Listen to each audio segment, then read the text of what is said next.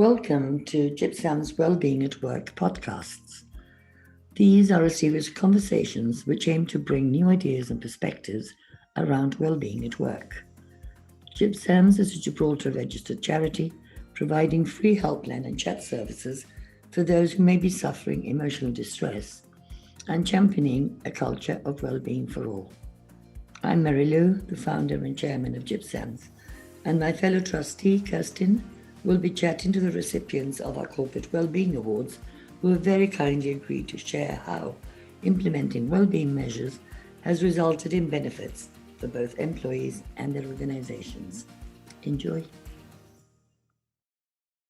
Hello and welcome back to the GibSams podcast. Today I have the pleasure to speak to David Evans from Masbro Insurance Brokers in Gibraltar, and they also have won the Wellbeing Award back in 2019 and the Star Award in 2020. So welcome, David, and thank you for taking the time to talk to me today. Absolute pleasure, Kerstin. Thank you for inviting us. Yeah, no, it's great to have you on here, and I think because obviously I'm very aware from the last 2 years running with your application for the Wellbeing Award of all the great things that you guys have implemented. Some are really amazing strategies, but also some really foundational things that you have been doing for a long time. And I know you've mentioned to me before, there's sometimes you kind of don't realize all the things you do unless you think about them, because it becomes second nature. So I think it'd be really great for the listeners to hear a little bit about what are some of the things you have implemented to increase the well-being at work for your people. Okay, well, I mean, as an independent board that aren't shareholders, but put in a position to run the company, we have to run it in a way that it benefits all the stakeholders to the maximum. And our main stakeholders are obviously our shareholders, our clients, but as importantly, our members of staff. And in order to take care of the staff, we need to create a safe and friendly environment in which they feel happy to be working. Now, there's various things that we do to try and do that. We operate an open door policy, so all management at any time can be addressed by any member of staff with any queries they have, whether it might be something to do with the business or something to do with their personal lives. And like any sort of machine, it's got big cogs and little cogs. But if any of the cogs are broken, it slows the machine down. So it's very important that we find a working solution that either protects the client and we learn from our mistake and put a process in place that makes sure we try and avoid it happening again. Or if it's to do with the member of staff's either work or personal life, that we try and work around. So that that might mean doing a little bit more work from home. It might mean coming in half an hour later, but leaving half an hour later as well. So they get to do their day's work, but in a manner that can work around whatever the particular issue is at the time.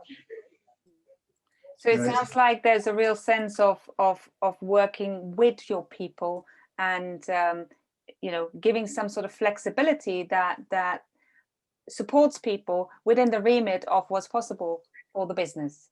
Yeah, 100%. I mean, the business doesn't run without the staff. I mean, it's as simple as that. Otherwise they wouldn't be here. So they're an essential part of our business, and therefore it's absolutely critical that we try and make sure that they are in an environment that suits them and suits us.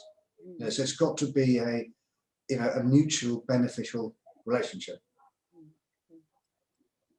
So what are some of the things that you have implemented or that you guys are offering or doing in order to create that sort of environment where people want to come to work? I mean, I know you've already mentioned that open door policy. People can come and talk to you or any of the managers about anything, but what else? I know there is more. Yeah, I mean, there's lots of, it's probably an accumulation of lots of little things. I mean, a lot of our staff are quite environmentally aware, so we went from having bottled mineral water to filtered water. So we've got a filter machine in that chills and will not the water. So when that reduces the amount of rubbish that we're producing. I can see your water bottle just standing there in the corner of the, yeah, amazing. We're a paperless environment in the main, so that's hopefully cutting down the amount of paper that we have to use again for the environment. We went from having a kitchen normally full of cakes looking somewhat like a mall to now it looks more like a grocery shop. It's full of fruit and veggies, which they've migrated to perfectly well, and I think are grateful for. That doesn't stop us having the odd cupcake every now and again, obviously. Keeping the balance. Yes. We managed to arrange a discounted membership at some of the gyms here in town. So if anybody wants to go and get a little bit fitter, they get a reduced rate. On a more sort of corporate level, all our staff have health insurance paid for by the firm. They all have a death in service contract to protect their families should they die during their tenure with us. What else have we got down here? But I think probably the key thing is communication. We communicate with every member of our staff multiple times during the daytime. So at any given moment, they know that we're here to help if they require our help. And how do you, how I think sometimes it can be very daunting for an organization to want to implement things like that, and that sort of that strong communication and really demonstrating that you're there for them to support beyond what's just business specific. So how do you go about doing that? Well, I mean, we're fortunate in we're a relatively small organization, so I literally can, as I come in the morning, say hello to everybody and ask them how they're doing. If I'm going out to a meeting, I always let everyone know that I'm out at a meeting, there's a problem, to call me on my phone. And I know my managers do the same things with their micro teams. It's all about everybody knowing where we all are and feeling relaxed if there's a problem to come talk to us. Yeah. And then just finding, like I said, the solution that works. Fantastic. And it's little things. I mean, we have, at Easter, all the staff get an Easter egg. I know it's a tiny thing, but it's a little touch. If we have a good month, we then do either a smoothie or a bacon roll run for every member of staff, depending on whether they're fit or fat, depending whatever works for them. I always like a bacon roll.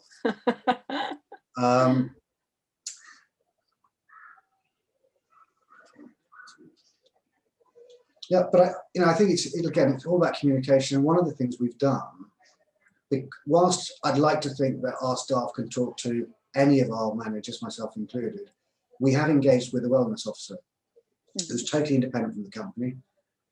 It's a resource that the staff can use. I mean, she talks to our staff minimum of twice a year as a routine. Right.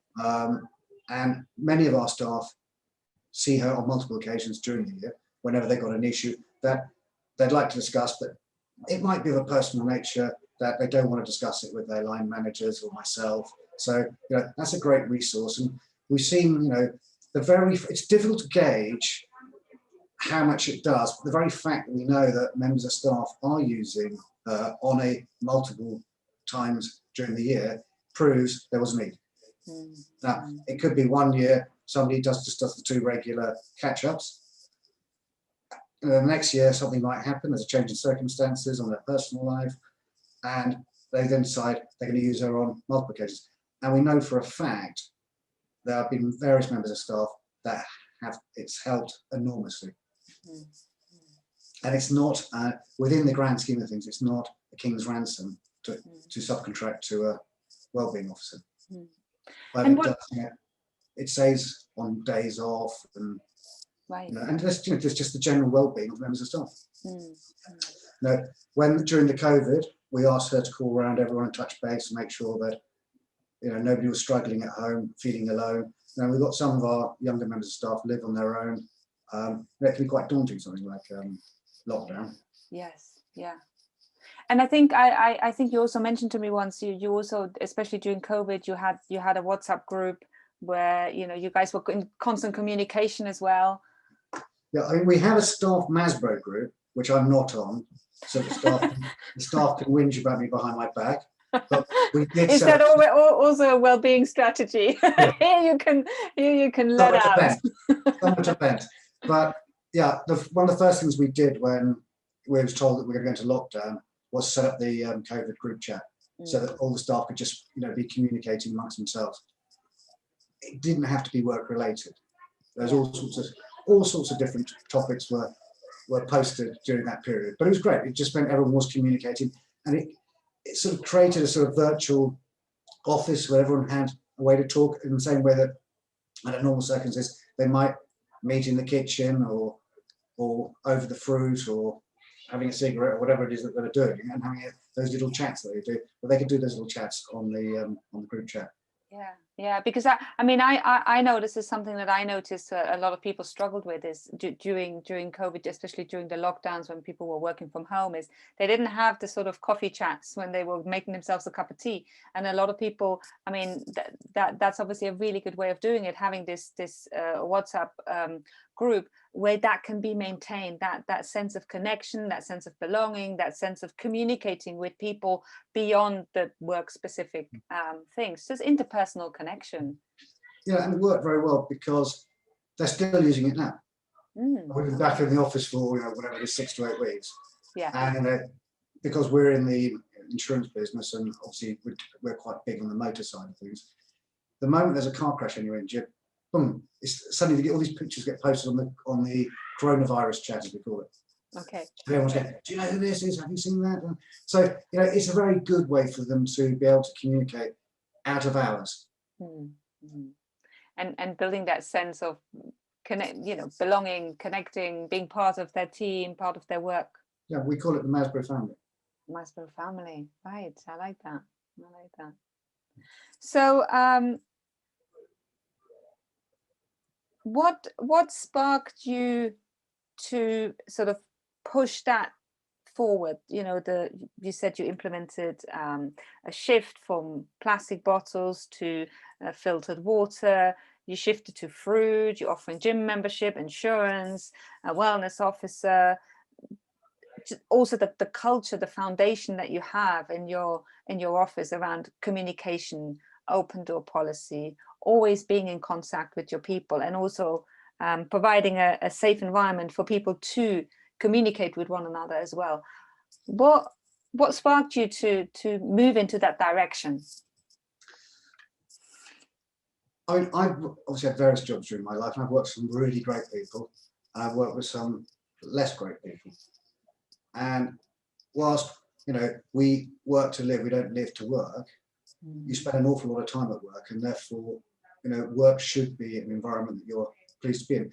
And, you know, it doesn't necessarily have to be monetized. It can be, you know, I get an email in from someone saying, so I've just dealt with such and such great service. The first thing I'll do is I'll get up and I'll go out and I'll thank them in front of the rest of the team and say, look, great job, you know, fantastic, you know, thanks very much. I've just received this email.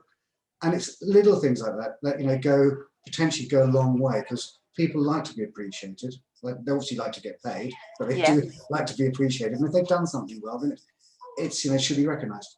Yeah, amazing.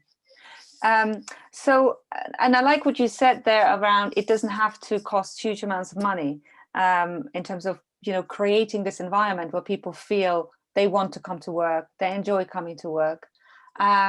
So if we have any listeners who perhaps haven't got any wellbeing strategies in place yet, or would want to develop theirs further, if they were to start on a small budget or no budget, what would be your advice? What would you tell them what to focus on? Communication. It's all about communication. You know, if you don't put the message out, you know, people don't know. So it's all about communication. And remember, you know, whilst shareholders tend to beat us with a stick because they want more profits, the easiest way to get more profits is to make sure you've got happy staff that are working hard. Because they're working hard, theoretically, you'll make more money. So, you know, it's a win-win. And if the staff are happy, the shareholders are happy, the clients are happy. You know, and it costs nothing to communicate. It costs nothing to come in the morning and wish everyone a good morning, ask them if they had a nice weekend. It's zero cost. Yeah. It takes next to no time at all, and it costs nothing. Yeah. Or what you just said, appreciating when someone's done something really well, you've had positive feedback, all of those small things, they really contribute to people feeling, as you said, appreciated and happy at work. Going the extra mile when it's necessary, perhaps. Yeah, but it's not even the extra mile, it's the extra inch, isn't it? It's literally, it's so easy and so cheap. Yeah. You know, but it makes a difference. Yeah. Fantastic. You know, Well, then everything else then potentially has a cost attached to it. Yeah. But those costs can be tiny, like buying someone a bacon roll, or they can be relatively expensive when it comes down to private medical insurance. Yeah. But there's scope in between. But communication is the 100% key. Like it is in most relationships, to be fair. Yeah, and I like that you draw that comparison, because we often forget that actually it is, when it comes down to work, is relationships with the people we work with, relationships with our shareholders, stakeholders, clients. It's all about relationships. That's a foundation. And so you're absolutely right. Communication. Again, I run a relatively small organization, but what we do can be rolled out onto a large organization. It's just done in layers. Yeah. But I have everybody's birthday logged in my diary. So it doesn't matter whether it's a weekend or it's during the week, they'll get a WhatsApp from me saying, happy birthday, have a lovely day. Nice. Yeah. And again, that doesn't cost anything. Yeah. Absolutely nothing. Yes. But it makes a difference to the individual. Yes, of course, because everybody likes to be wished a happy birthday. Yes. They might not want to be told how old they are, but they certainly like to be wished a happy birthday. Yeah. Well, thank you very much, David, for coming on onto the podcast and for giving such a broad insight into all the things that you're doing. Because as you said, some things are more costly, more complex, and some things are very, very simple, but can make such a profound difference. So I hope this is really inspiring and encouraging others to just think about how are we working together. And some things can actually make you a cost saving. We put the water filter machine in because some of the staff are concerned about plastics, which is absolutely fine. But the maths mean that we're spending less by hiring the machine than we were by buying bottled water. Wow. So whilst we've made them happy because we're now a little bit more environmentally conscious, we're making my accounts department happy because it's costing us less money. So sometimes, these things actually come with a financial benefit as well, as opposed to just a niceness factor. Yeah. And I know you mentioned earlier that, having that environment where people feel safe, where people are supported, looking after people also reduces sick days, which again, I guess there is a cost saving there when there's less sick days. 100%. It all adds up to some aggregate benefit. Yeah. And if people want to go to work, there's a massive difference to going to work. Yes. Yeah, absolutely. Thank you very much, David.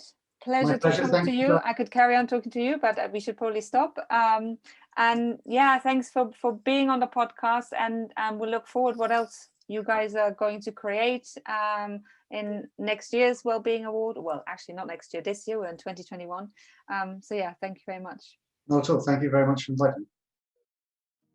Thank you for listening to this episode of GibSams Wellbeing Podcasts, which I hope you have enjoyed. If you're interested in applying for one of our Wellbeing Recognition Awards, or would like our assistance in implementing a wellbeing strategy and building a culture of wellbeing at your place of work, please get in touch with us at wellbeing@gibsams.gi. Thank you once again for joining us.